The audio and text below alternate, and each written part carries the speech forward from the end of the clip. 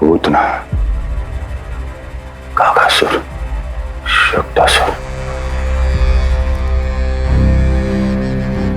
अब तृणावर्त। अब बस भी कीजिए, संभालिए अपने आप को। पीछे, थोड़ा सा चल पीछे। पूतना, काकासुर, तृणावर्त।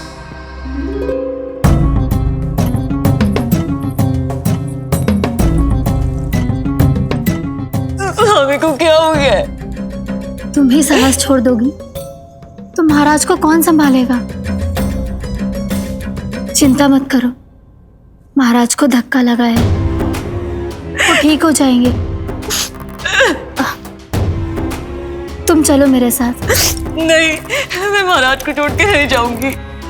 महाराज, स्वामी, आओ। नहीं, स्वामी, होश में आइए। अस्ति, मैंने कहा ना चलो। नहीं, मैं स्वामी को छोड़कर कहीं नहीं जाऊंगी। नहीं, छोड़ो मुझे। चलो।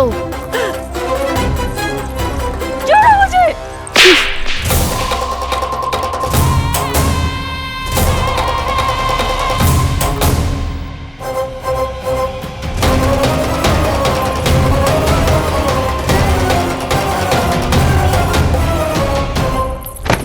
प्राप्ति नहीं प्राप्ति। यही सिखाया था मैंने तुम्हें? हाँ, कहा था ना मैंने तुम्हें कि उन पर नियंत्रण रखो, ध्यान रखो उनका। भय का बहुत बड़ा असर पड़ता है उन पे। शीघ्र ही पराजय को अपने मन में बिठा लेते हैं वो। परिस्थिति यदि उनके पक्ष में रही तो उनसे बड़ा सिंह उस वन में कोई और नहीं। और यदि विपक्ष को सफलता मिलने लगे तो निडर सिंह को गीदड़ बनते वक्त नहीं लगता। देखो उनकी दशा। क्या इसी दिन के लिए तुम्हें सब कुछ सिखाया था मैंने? हाँ? क्या करना है, कैसे सुझाव देने हैं, क्या मंत्रणा करनी है, सब समझाया था मैंने तुम्हें। पर तुम असफल रही। देखो उन्हें, कैसे पराजित जुआरी की तरह अपना सारा साहस गवाकर शीश झुकाकर नीचे बैठे हैं वो। जानती थी मैं कि दूसरी पत्नी बनूंगी, लेकिन फिर भी उनसे विवाह किया मैंने। पता है क्यों? क्योंकि महारानी बनना था मुझे। जीवन का हर सुख चाहिए था मुझे। सत्ता की शक्ति चाहिए थी। पर अब उस विष्णु अवतार के कारण लगता है कि हम दोनों शीघ्र ही विधवा बन जाएंगी।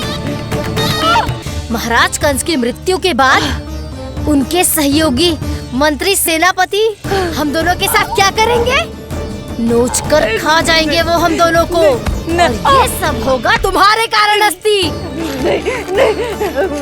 क्षमा, मुझे क्षमा कर दो प्राप्ति। क्षमा कायरों की लज्जा होती है अस्ति। मुझे चाहिए साहस का शस्त्र और कुटिलता के अस्त्र। जानती हो मैं महाराज को क्यों नहीं संभालती? क्योंकि मुझे भय लगता है। महाराज से नहीं, अपने क्रोध से। क्योंकि बात अगर आगे बढ़ गई तो तलवारें मयान से बाहर निकल आएगी। या तो महाराज की मृत्यु होगी या तो मेरी। मुझे क्षमा कर दो प्राप्ति। बताओ मैं क्या करूं? तुम बस मौन धारण करो, मौन।